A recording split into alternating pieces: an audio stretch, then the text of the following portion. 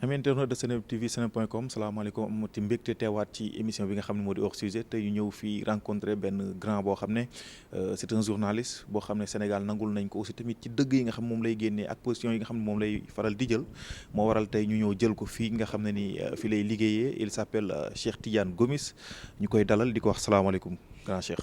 waaw maa ngi leen di gërëm di sant. yéen waa Seneweb.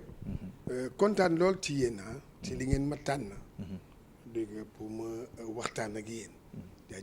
jaajëf war nañ waxtaanee li nga xam moo di actualité politique actualité bi nga xam ne moom la Sénégal yi dund insécurité bi fi am bëgg nañ wax aussi tamit ci li nga xam moo di le sport en général surtout le football ak l'affaire Idrissa Gana Gueye Sadio Mané subaam lan la war a doon mais fi ñuy dooree moo di li nga xam moo di élection législative yi nga xam ne mi ngi ñëw ñu noté ci ay yëngu yoo xam ne commencé na ci am ay coow xëccoo bi bëri na lan moo war a nekk li nga xam moo di taxawaayu ki nga xam moo di président Macky Sall ci élection yi ñu jëm pour que jàmm mën a am Sénégal.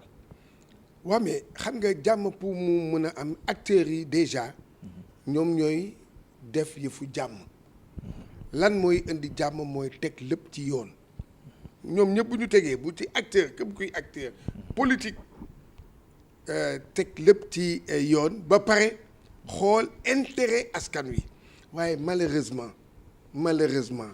politiciens yii seen bopp rek muy ñaari côté yëpp muy ci pouvoir bi ci parce que li ñuy reprocher Macky Sall ou bien ñi nekk au pouvoir boo demee da nga koy gis ci parti opposition yi ñoom ñëpp damay wax man li ma gis ak li ma xalaat moom mooy li ñuy def daal yëfu tappale la xalaatuñu la population.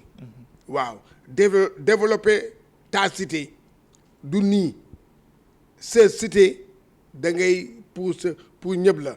waaye du pour yow rek yaa ngi calculer position bi nga war a taxaw man fii laay taxaw man fii laay nekk man du ma nangu lii nii nangam dégg nga loolu yëpp ñii vraiment du ñu ay royuwaay. donc kon lan moo nekk ëllëgu Sénégal bu ñu demee ba ñi nga xam ñooy dagaan baatu askan bi ñi nga xam ne ñoo fi nekk pour jël Sénégal ëllëg nekkuñu ay royuwaay kon donc ñun fan lañ jëm exactement grand.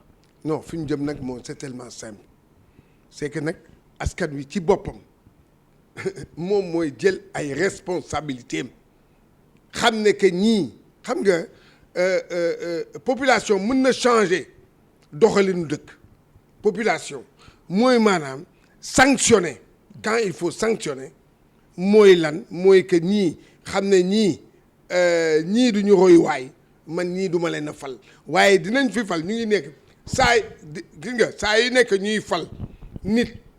ñuy am déception xool leen rek muy président de la république muy ci poste yëpp laa la wax ministre muy direction ñu ci bare ay déception lañu kon nag ñun population bi c'est que il faut que ñun ñu wan leen ne que du nii la ñuy politique xam nga mooy lan conviction la lii laa gëm sama conviction lii la intérêt population bi la ñoom ñu fal leen. ñoom ñu fal leen donc yaakaar nga ni ndax élection dina am ci fi ñu ko jàpp mu di juillet ndax élection dina am ak problème yi nga xam ne ñu ngi koy noté ci biir coalition bu ci nekk muy Benno Bokk Yaakaar mu di Yewwi Askan bi surtout mu nekk ñaari coalition yi nga xam ne ñoom la ñu gën a bàyyi xel mais fu ci nekk rek ma ngay sooxe foofu nag est-ce que élection sax dina am. bu élection amul rek nga xam ne que ñii yëfu tappale dëgg ma ne. nañu teg yoon bu fekkee ne maanaam liste bi nee nañu liste bi baaxul nañ ko génne lan la non c'est que gis nga amul ay mais c'est que population bi moo doyal ci député yi nekk fii bu fekkee ne dañ leen di xaaraat ñu yóbbuwaat kii ñu bàyyiwaat leen fii sax benn weer sax crime la ñii duñu dara. député yii changé te nag di ñaan yàlla ñun ñoo war a fal ab député dëgg ñun ñoo koy fal. yow jàpp nga ci sa bopp kan la ñu jàpp ne mooy le vrai député boo xam ne falaguñ ko ci Sénégal koo xam ne am nga ci moom yaakaar. député xam nga mooy lan député boo xam ne yow gox bi ñu la fal déjà foofu ngay njëkk a commencé. maanaam. yow mii ngay jël préoccupation wu population bi nga yóbbu ko à l'Assemblée. dégg nga ngay liggéey maanaam dégg nga ngay def ay proposition de loi maanaam ngay xeex xam ne que lii doxul. nga taxaw carrément ne lii doxul yóbbu ko assemblée nga ne ni ngeen di doxalee baaxul ci réew mi xam nga député da ngay wane ne que man d'accord ma politique bii yow sax sa parti sax bi la maanaam bi la def ci liste bi mën na dem nga ba sax nga ne man sa xam nga maa xalaat nga fi député yi xam nga député lan la ñam mooy al toppe ki leen fal ki leen def ci liste bi. kooku moom mooy seen. maanaam député diw. jeex na mooy maanaam au pouvoir député au pouvoir. lu président ba wax ak premier ministre bi jeex na loolu la ñuy def. ñee tamit lu seen maanaam chef de parti wax. ñoom loolu la ñuy def mais du noonu. yow mun nga ma wax dara. ma gis ne du intérêt population bi damay xam lu may wax. maa bañ defuma ko. doo ko def gis nañ say ay naataango yoo xam ne dugg nañ ci géewu politique bi ku ci mel ni Pape Djibril Fall ku ci mel ni Ahmed Aïdara naka gisee seen taxawaay politiquement ndax am nga ci ñoom yaakaar ndax dal nañ sa xel ñoom ñaar. xam nga lan la xam nga man lu ma gëm dégg nga man dama gëm ne que politicien moo ko moom journaliste na toog ci place am man loolu laa gëm man gëwuma leneen man sama bopp laay wax gëwuma leneen dama ne journaliste na nga toog fi nga toog am nga mission yow yaa dem ba tànn ne journaliste nga am nga mission doxalal mission bi mu jeex kenn ne politicien la na doxal loolu waaye bëgg a ñam fii ñam fële loolu yëfu tappale yooyu mooy lan sax encore. kon dañ jàpp ne ñoom dañuy tappale. waaye non xoolal Sénégal moo bëri ay tappale li ñuy def noonu dama ne ku ci nekk. na toog yow bu ñuy commencé. yow da nga tànn journaliste. mission la doxal ko ba mu jeex nga dem sa yoon waaye nekk journaliste bëgg a nekk ministre bëgg a nekk député bëgg a nekk président de la république ma ne xam nga lan la na ku nekk yem place am le journalisme c'est un. mais politique du métier aussi. waaw ma ne doo dégg ma la wax. mënuloo politique nekk mënul nekk même sax bu fekkee ne sax boolewuloo leen. waaye dama ne. yow dafa am loo xam ne lii nga ne sa vocation mooy man journaliste laay doon. man daal journaliste laay doon. man daal du ma doon politicien. nit ki nag il est libre de wax lu ko neex. waaye daal man li ma jàpp mooy man sama xalaat man su ma neexoon bokk ci kii ci local yi. parce que man am na ay policiers yu bari yoo xam ne sama gox billaahi maa leen mën xamuñu tous maa leen mën tey jii bu ma taxoon ñu taxaw billaahi ñu fal ma mën. waaw kay comme que yaa leen mën yaa leen gën a compétent donc est-ce que tamit du dafa jot ñi nga xam ne ñoo mën ñi nga xam ñooy def politique ñoo occupé fi nga xam ne moo lañu occupé pour mën a changer réew mi Cheikh Tidiane. ma ne. est-ce que du loolu moo leen poussé à ce que ñoom ñu dem dugg ci politique. gis nañ fi journaliste yu fi nekk député gis nañ fi journaliste yu fi nekk ministre réew mi dafa changé réew mi daa changé. ok. xoola rek demal assemblée nga gé am na ci ay ñoo xam ne profession journaliste la ñu woon. am na ay ministres yoo xam ne ay journaliste la ñu woon. am na ay directeurs de société yoo xam ne ay journaliste la ñu woon réew mi changé na dara changé wul. ok Yewwi Askan bi gis nañ problème yi ci am mu nekk lu bett ñu bëree bëri ndax bu continuer nii Sénégalais de nañu gën di gëm li nga xam moo di la coalition Yewwi Askan bi. Sénégalais yi je parle aux Sénégalais voilà l'image voilà nii la politicien yëpp mel gis ngeen di ngeen gis Yewwi Askan wi foofu ngeen fa gis amul démocratie ca fale pouvoir amul démocratie xamuñ ñoom seen bopp seen intérêt du gis ngeen yéen nag ñun ñoo xam tey jii xam nañu kii di ñëw ëllëg nu muy mel xam nañu kii nekk fii nu mu mel. donc ki fi nekk ki war a ñëw ëllëg maanaam. ñoom ñëpp man gëwuma leen man gawuma ci kenn.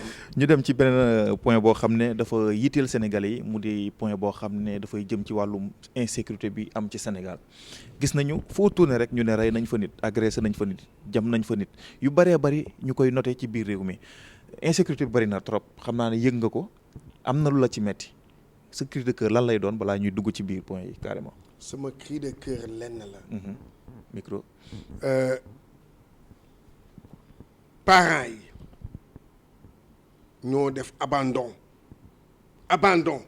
ñoom la ñoo indi lii yëpp premier responsable dans tout ça ce sont les parents parce que dañoo yaratuñu seeni doom yi xale yi kenn yaratu leen perte nañu valeur yi da ngay gis sa doom di perte valeur muy def yenn yi ngay ree yow pour yow mu ngi def lu baax gis nañu foo xam ne day toog xale di saaga yaayam toog baayam toog ñuy ree waaw loolu saaga boobu boobu ngay bàyyi muy def xale di wax bu mag di wax ba sax mu taxaw jóg taxaw mais non éducation bi moo njëkk a am problème ci société bi ci famille bi kenn yaratul kenn yaratul nit léegi dem nañ nag loolu moo indi nag ba léegi ñëpp am fit xale bu ndaw day am fit jëlal agresseurs yi nga xool ci léegi ce qui est extraordinaire 14 ans 15 ans 16 ans ñoo ñooy agresseurs yi ñan ñoo leen di kii moom mooy ay mag yoo xam ne ñoom dañoo raté seen éducation. Voilà le problème le véritable problème se situe à ce niveau-là beneen problème boo xam ne état bi mooy l'impunité ou bien maanaam sanction bi mu bañ a sévère mais xoolal da ngay gis léegi koo xam ne agressé na. kii am. grâce am ñu gars yi boole ko ci. mais ñaata mais xoolal mais booy xoolaat 90% ñi ñu gracier ñëpp bu ñu génne dañuy delluwaat ci agression bi waaw léegi nag yow loolu yow doo xool mal bi foofu réinsertion bi moo faussé ci foofu politique réinsertion bi moom moo bon moo yàqu c'est là la responsabilité de l'État du Sénégal. kon peine de mort bi tu es d'accord que mu dellu si. déet man dugguma ci ay affaire peine de mort ay kii. maanaam ku rey ñu rey la. waaw dina wàññi affaire yi. non attends man musulman laa musulman du loolu la wax. waaw waaw. du loolu la musulman wax. kon ànd naa ci. ñu delloo si ko. d'accord ñu dem ci beneen point boo xam ne aussi tamit mi ngi fépp ci àdduna bi muy di affaire Idrissa Gana Gueye bi premier jour bi mu amee ñëpp wax nañ ci média sénégalais ñëpp ku tourné wax nga booy xool 90% des sénégalais wala 95% dañuy supporter li nga xam moo di Idrissa Gana Gueye di ko jàppale di koy taxaw lan moo ci sa xalaat naka nga gisee aussi tamit taxawaayu Idrissa Gana Gueye ndax du ko indil ay problème ëllëg foofu ca Paris Saint-Germain. xam nga problème mu Idrissa Gana Gueye bi c'est général du ñu xool rek dëgg la moom moo def kii bi du ñu xool rek ci moom nañu xool ëllëg tey jii ëllëg kat moo la wax ne que waa LGBT góor jigéen ñi attan nañu sponsoriser le football français dama kii saison bi yëpp léegi bu waa nu muy demee. dootul football de kon. ci foofu lañ jëm le championnat anglais. durant toute la saison le brassard. du brassard du. moo ci nekk waaw. tey jii bu Sadio Mané bu bëggoon tey club bu ko defoon yaay doon capitaine. mu war a takk brassard. waaw mais le capitaine fait partie du football du jeu. waaw léegi loolu mooy problème bi lii Gana li mu def. moom mooy wan leen ñëpp ñëw leen ñu xeex lii waaye nag ñëw leen ñu xeex lii man ragal naa dina ci wéet. comment naka la ci war a non dina ci wéet parce que am na ci ñoo xam ne dañ ko doon jéem nañ ko soutenir seen club ne leen ak ñëw leen expliquer ñu bu war tax ngeen def lii. ñu supprimer poste bi. waaw loolu laa lay wax ñii dañoo am doole ñooñu kooku mooy sa employeur. ok doo ne nag non le problème xam nga mooy lan mooy respecter les règles du jeu maanaam du CIO. CIO dafa ne ay affaire yooyu yooyu amu fi amul benn droit dama ne dugal ci texte CIO amuloo benn droit di indi ay yoo xam ne ay affaire kii la sexe la ak religion ak kii ay nangam amuloo benn droit mu ngi ci texte fédération française de football waaw léegi nag léegi comment ça veut dire que la fédération française de football demande des explications à Gana Gueye alors que seen texte loolu amu fa waaw léegi loolu yëpp tàppale yooyu mooy lan ma ne nañ leen jóg le problème de Gana bii c'est le début du commencement nañu waxante dëgg de ñu ngi dem nag xam nga ne gars yi ngi koy jëlee nii di kii nii au nom de Dieu li fi nekk xew xamu leen ko sax man maa ngi ko wax. kon jàpp nga ni Gana Gueye war na mën a jógee Paris Saint-Germain bëgg pour gën a mën a. mais fu mu jëm fu mu dem. ñii dañoo am doole dañu ñëw sponsor yow doo dégg la ma la ñii Europe là les championnats européens yi gën a nganda ñu ngi ci biir doo dégg la ma la ñu ngi ci biir le avec politique u xoolal Covid bi. bi mu duggee. déjà club bi dañoo amoon problème Covid bi ñëw yokk problème les championnats européens que tu regardes la xaalis amatul ils ont besoin d'argent ku leen indil ñu jël ils vont prendre de l'argent des góor jigéen ils vont le prendre nga yow mii bu baalee yow di nga fay ko xaalisu góor jigéen di indil seen waa ka xaalisu góor jigéen loolooy dëgg bi léegi nag il faut l'arrêter arrêtez. Ce sont les maanaam les kii là les joueurs. Les joueurs. waxuma sax du ma wax noir wala kii dama ne les joueurs catholiques et musulmans yoo xam seen religion da ka dàq. nañu xeex loolu. ñu xeex ko alors. combat la ci biir combat. waaw du la tabaa ngi nii. combat la waaw. le tabac. ban publicité tabac moo am ci sport bi benn amul. même ci stade sax dañu fa tere ay tabac. doo dégg li ma la ate mais le racisme du ñu ngi koy tere. lii ak racisme. lii moo gën a bon. waaw. jeex na moo gën a bon. Sadio Mané Liverpool la nekk mi ngi def jaloore mi ngi jeexal na saison bi Bayern Munich manifesté na. Barça aussi tamit wane nañ seen bopp pour recruter ko tey jii bu doon yow yaa nekk agent am fan lay dem. ndax day des Liverpool. damay génn Liverpool. jeex na 2 fois 3 fois. finale Ligue des champions. nga fa def 3 fois te boo moytuwul nga ne yoo nga nekk nga gañ ko 2 fois jox nga ko titre de champion jox nga ko ay coupe. waaw léegi loolu jeexul. demal seeti feneen et alors que yow mii ak li ngay def ci club bi yëpp ak li nga fay def yëpp entraîneur bi faralu la mu ngay faral keneen Klopp Salah la faral. est-ce que faraafar am na fi. est-ce que faraafar am na fi dëgg-dëgg est-ce que du Sénégal yi tamit ñooy demee. déedéet man maa léegi man saay man xam naa football man du ma waxantu ci football. dama ne. parloo am na. ki mu gën a teg ci kaw moom mooy loolu nag day am. entraîneur bu nekk ak ca waaw comme que moom tànn na Salah d'accord loolu on le concède. Barça wala Bayern na ban moo gën. ci ñaar yëpp moom. ñaari fu mu dem baax na ci moom. mais championnat espagnol moo gën a am cote. par rapport ak championnat Allemagne. waaw mais parce que Barça la. Barça moom mu dem jouer ji Barça. c'est extraordinaire. son jeu. parce que Barça maanaam côté yi. joué ay ci côté yi. voilà il est bon foofu mun na fa dem. ok ñu ngi jëm ci coupe du monde sa copain El Tactico ban visa la war a mën a wan Sénégalais yi. waaw lan la war a mën a wan Sénégalais yi. loolu dalal suñu xel. te loo xam ne dinañ mën a indil coupe du monde bi. mu indil ñu coupe du monde bi. mu indil la coupe du monde bi ministre des sports de Matar Ba loolu la gëm. xaw ma nag kan moo ko wax. man loolu laa gëm. ah yow tam moom nga gëm. ak ñu bëree bëri ci Sénégal loolu lañu gëm. que dañuy dem gagner ji coupe du monde. waaw. bon xam nga football lu nekk mën na ci am. football.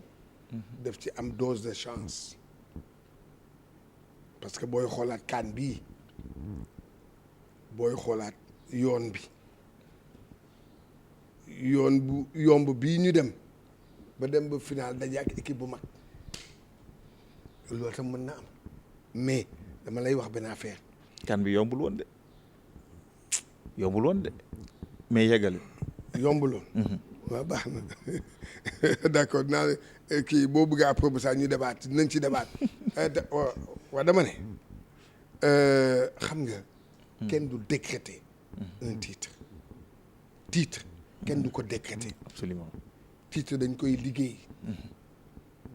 dafa am ay concours de circonstances yu tax ba nga gagné ko la CAN la bi ngay topp di wax. concours de circonstances bi gën a déterminant.